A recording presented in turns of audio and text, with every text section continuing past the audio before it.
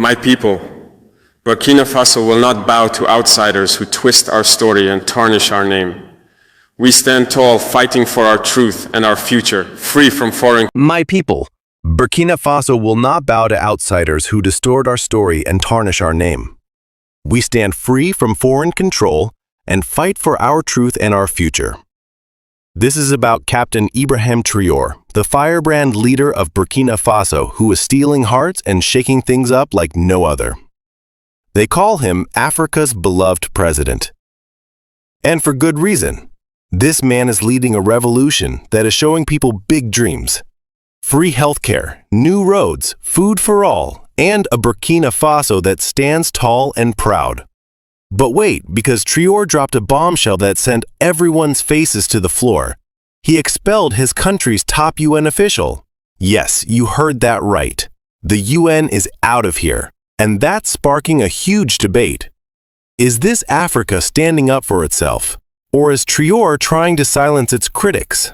Let's break it all down, keep it very simple, and have some fun while we're at it. Imagine.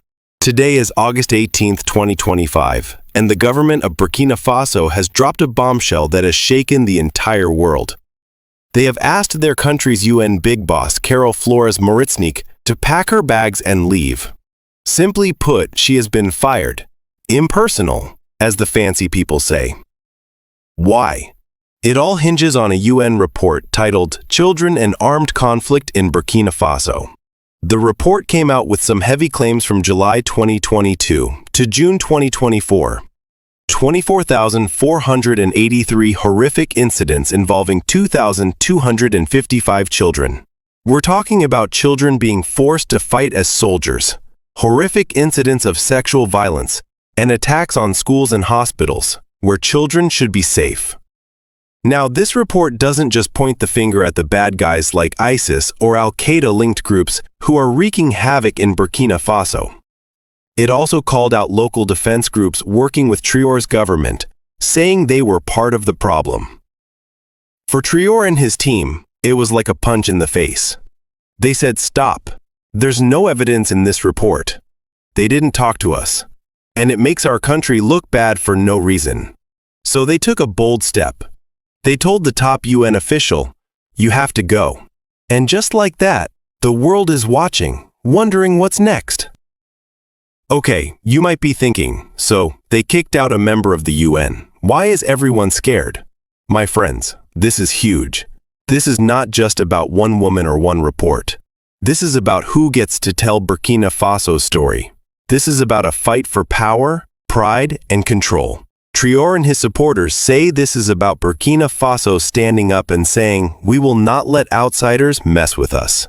They think the UN report is a cheap attempt to make their country look bad and slow down their big revolution. But critics say, wow, this looks shady. Are they trying to hide something? Why shut down the UN when they're just trying to protect children? This fight isn't just happening in Ouagadougou, the capital of Burkina Faso. It is lighting the fire for discussion across Africa and beyond. It has drawn us to ask the big questions. Can we trust groups like the United Nations to be fair to African countries? Or are they just tools of the big Western powers to keep us in check? And when Traore backs down like this, is he a hero fighting for his people or a leader avoiding the hard questions? To find out, we need to delve deeper into the history of Traore's revolution and the history that has made Africa so hot. Let's keep it going. Okay, let's talk about this UN report that has everyone hot.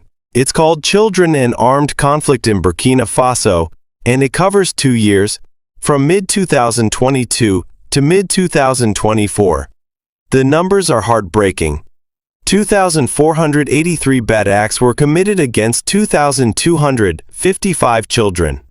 We are talking about children being forced to pick up guns and fight.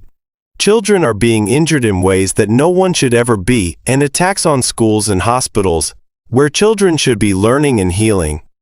The report says that both sides are to blame.